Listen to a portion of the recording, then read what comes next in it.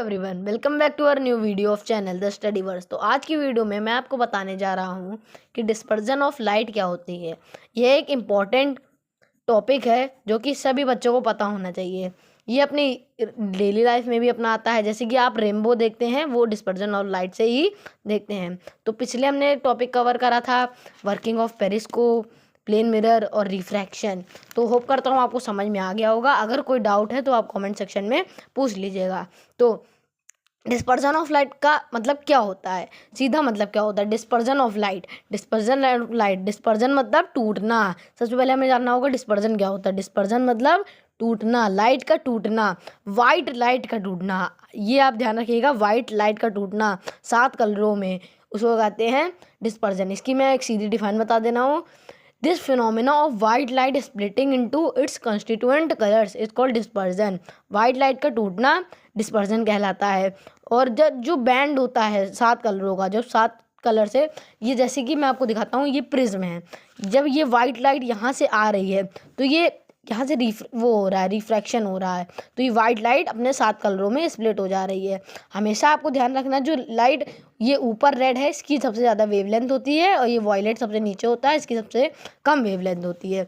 और ये 7 कलर को हम कैसे लर्न करेंगे, विबग्योर की हेल्प से। विबग्योर हम बोलेंगे इसको, विबग्योर बोलेंगे। और हम ये सब कलर लर्न कर सकते हैं। सबसे पहला वी से वॉयलेट, आई से इंडिगो, बी से ब्लू, जी से ग्रीन, वाई से येलो, ओ से ऑरेंज, रेड से, आर से रेड।